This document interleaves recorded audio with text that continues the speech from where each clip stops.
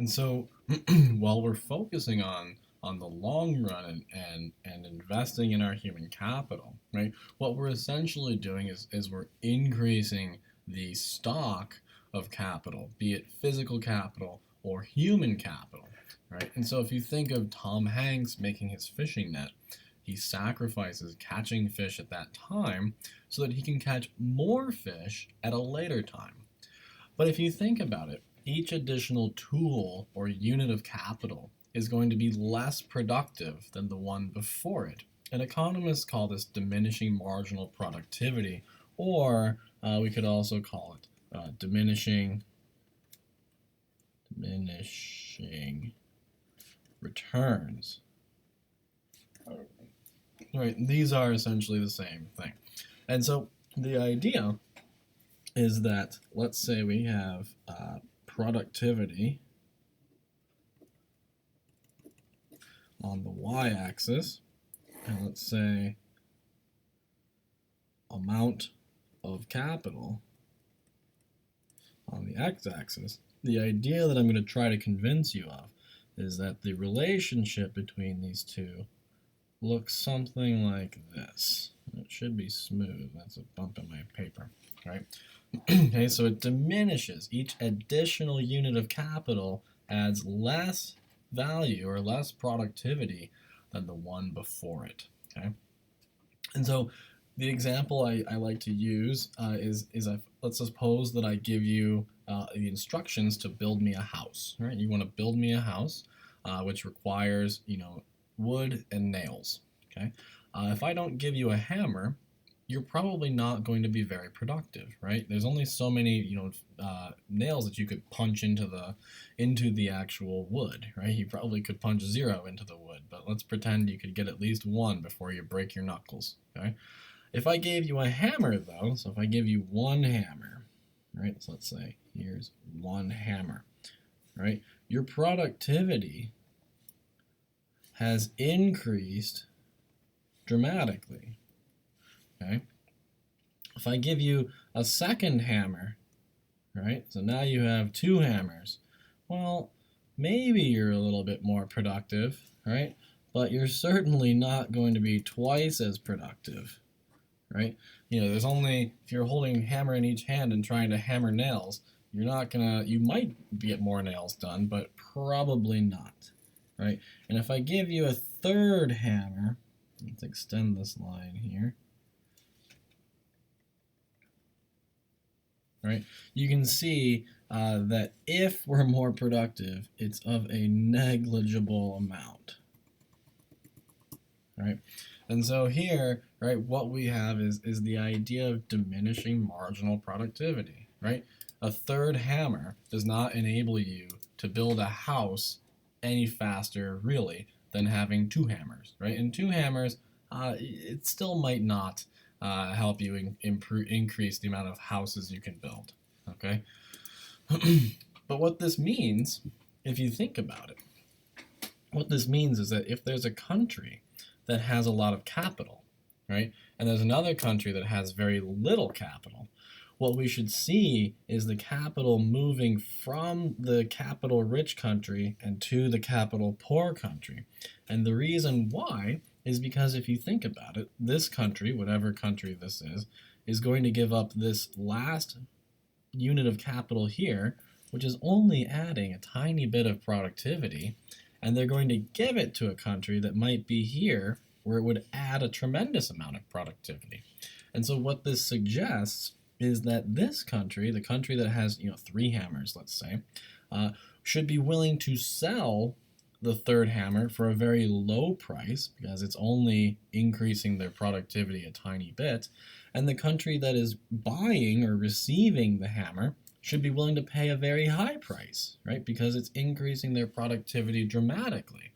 And so what we should see is capital moving from poorer countries, from rich countries and to the poorer countries. So we should see sort of a convergence of productivity, right? So economists call this the catch-up effect.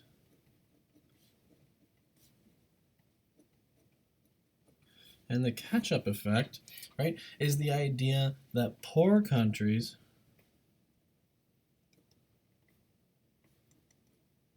that have low productivity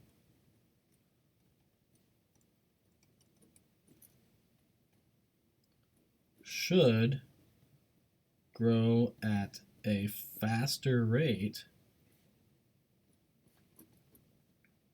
than wealthy or highly productive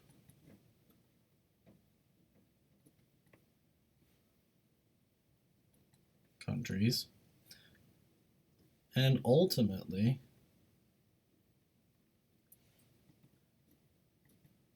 catch up, right? So basically, all countries that are poor today should, in theory, catch up to the wealthy countries as capital flows from the capital rich countries to the capital poor countries, right? And in the US, right, this seems to be sort of true, right? We have tons of capital here. And so another unit of capital for us isn't going to increase our productivity all that much. For example, a group of missionaries going down to Mexico to build houses typically only has like very basic tools, and yet they are much more productive than the locals because the locals don't even have those, or their human capital is comparatively lower. And so that is an example of capital flowing, even though it's labor, right? I agree it's labor, but it's also human capital and physical capital flowing from the US and to Mexico, right? And there it becomes exceedingly productive, right? US housing construction does not diminish by much when missionaries go from the US to Mexico, right? In fact, it probably stays the same.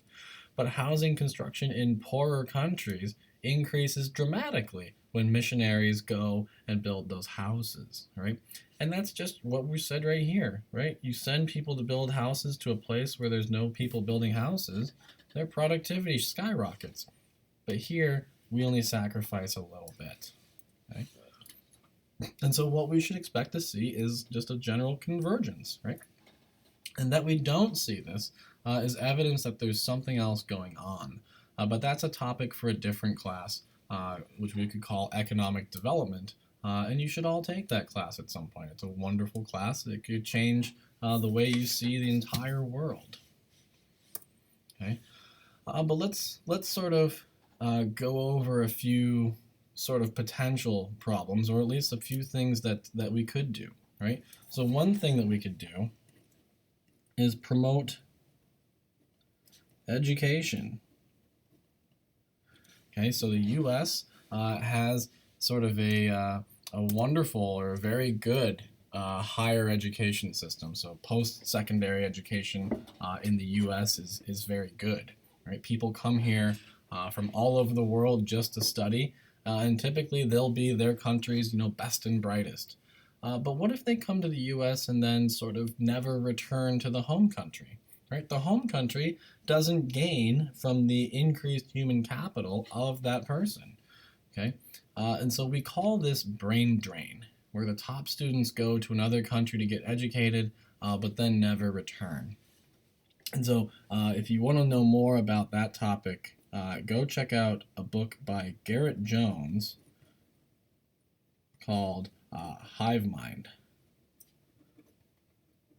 All right, it's a great book. It just came out this year, so go check that out. Right, but we should also keep in mind opportunity costs. So international education efforts. So maybe instead of promoting or making it easier for international students to come to the U.S. to study, maybe we should make it easier for international students to study in their own countries. So maybe we build schools there and enable them to come. Okay, so we've tried this, and I'm going to say that it doesn't always work, right? Sometimes it does, so I want to get that out of the way right now. Sometimes it works great, but other times it does not work at all, and we need to be careful about this, right? And the reason why it might not work harkens back to opportunity cost. And so a lot of times, the very poorest in society and the very poorest people in the world They have children so that they can have more workers working in the farm or in the family business. And by putting those children in school, you are taking away labor hours, which could be the difference between life and death for them. And so, so we want to make sure that we're not incentivizing people to do things that ultimately result in them not doing as well as they could. Okay. The second thing we can do is we can promote stability or in other words, property rights. Okay, so property rights, or the rule of law, are essential for prosperity. Okay, so if you think about your own life right now, odds are that you own several things, right? And I'm willing to bet that you cannot currently see every single one of the things that you own, right? And I'm also willing to bet that you at some point leave your house and you don't carry everything that you own with you, right? Instead, you leave possessions that are potentially worth thousands of dollars behind a wooden door, right? And with no security, you don't have a webcam, or anything like that, watching it and making sure that no one steals it. You don't have alarm. You probably don't, have alarms triggered. Maybe you leave your car unlocked at night, right? These are all things that you do that now sound potentially absurd. And the reason why you do them is because you know that your property rights to them are very secure, right? You know that if they get stolen, you can call the police and the police will, start an investigation and at least in theory, try to find your stuff, okay?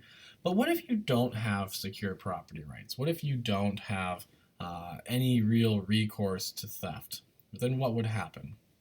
Well, you'd have to stay home and guard your stuff all day, or you'd have to bury it or hide it somewhere, right? And in doing so, when you stay home or you spend time hiding or concealing your wealth, this is time that you can't spend producing things, right? And so property rights, it turns out, are essential to the prosperity of a country because it allows us to go outside and be productive. And then the third thing that we can do is we can promote free trade, right? Ironically, a lot of poor countries try to promote their domestic industries by banning imports. But the problem is that doesn't make you richer. It actually makes you poorer. Okay, the reason why it makes you poorer harkens back to the ideas of comparative and absolute advantage that we talked about a few lessons ago. Right? You should follow, if you want to be wealthy, you need to follow your comparative advantage. And that means importing things from other countries that have a comparative advantage in producing those things. And that will help you be wealthy and have more things and more prosperity in your country. Okay? So what we really need to do is stop focusing inward, right? Instead, we should focus on enabling consumption. We should allow people to buy things wherever they want so that they can get them at the lowest price. Okay? And so these are three very quick things that we can, under the right circumstances, help to do around the world, right? And there's a few other things, obviously, but those will take too long to discuss for this class. And so you should really go check out an economic development course or a book on economic development if you're interested in answering those questions.